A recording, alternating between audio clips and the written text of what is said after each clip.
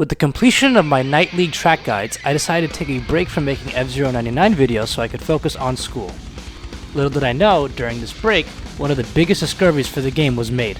There was not one, not two, but 3 ultra shortcut-esque time saves discovered in various tracks in the game. Well, technically 3, but really 2. I will be showing all 3 and how to do them in this video. However, before we get started, please leave a like on the video and subscribe to my channel if you haven't. Your support means a lot to me and it really encourages me to keep making videos. Without further ado, let's get into it.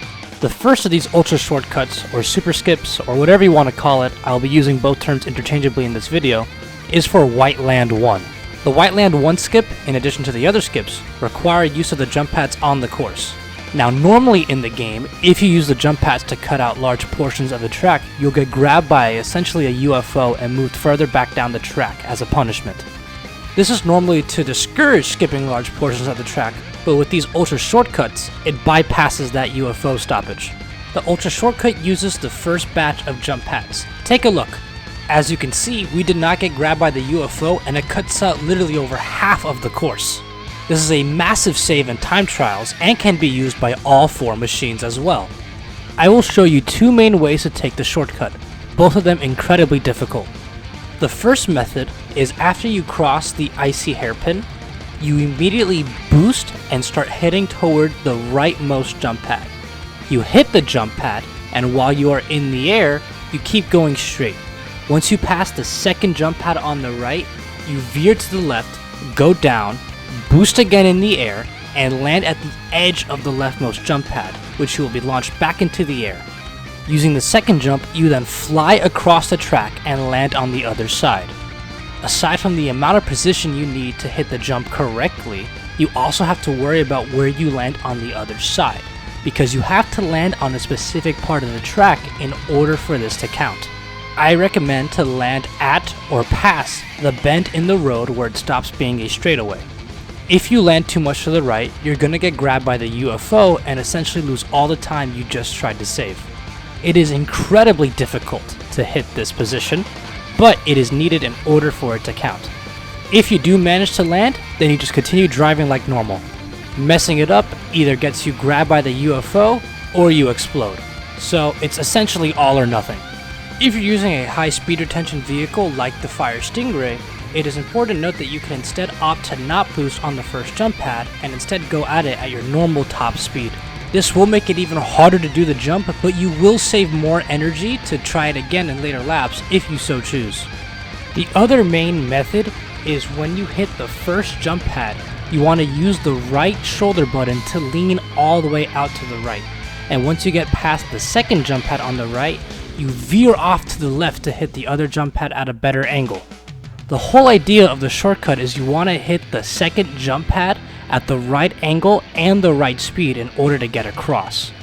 When you are flying in the air for the main cut, try to remain as still as possible and don't move around so you don't lose your placement on the map when you land. While this ultra shortcut is very hard to do, it has massive benefits and people have already started implementing it in world records. It is possible to get it on all 4 laps, but it is excruciatingly hard to do.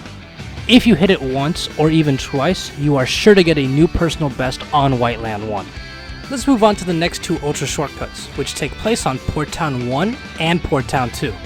Now I'm sure you have seen the jump cut people use on Port Town 1 and 2, where they get on the jump pad and cut across to the other side of the course. When doing this though, they get grabbed by the UFO, so it only saves a few seconds at most. But it's possible to do better than this. There is a super skip available using these pieces alone. To do the skip on Port Town 1, boost at the lap line while being on the left side of the course. Then, as you are approaching the jump pad, move to the right and lean to the right to hit the edge of it. Make sure to try to move around as little as possible in the air and align yourself with the rightmost part of the track. If you did it properly, when you land, you won't be grabbed by the UFO and can continue on as normal. It can be hard to tell where you have to land exactly on the track, so I would recommend to aim for the second or third black peak outside the track, as in physically land on that space. What ends up happening is if you land there correctly, it's going to push you into the track and bypass the UFO grabbing you. It is a little different for Port Town 2.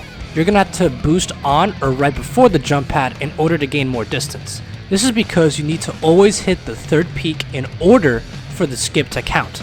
If you don't hit the third peak, it'll range from getting grabbed by the UFO to exploding out. Don't feel bad if you struggle with these skips, especially Port Town 2. It took me quite a while to be able to hit them consistently as well, and even then I only hit them about maybe 3 or 4 times out of 10. Now I'm sure you have a big question on your mind. Are these super skips applicable in actual online races? And the answer is kind of not really. While they are amazing for time trials, there are a lot more variables online, such as other racers' positioning and where they are on the track. So, if you do end up going for it online, understand that it is essentially an all or nothing strategy. If you hit it, you get great rewards, but if you miss it, you're basically going to lose, barring a Skyway skip or something like that. And honestly, I don't even know Nintendo will patch these out, so that remains to be seen. Hopefully not, because these are really helpful for time trials. You usually save about 4 seconds per lap with using the super skips. Thank you for watching this video. I hope I taught you something new. Leave a like if you liked it, and subscribe to my channel if you haven't. Thanks again. I'll see you next time.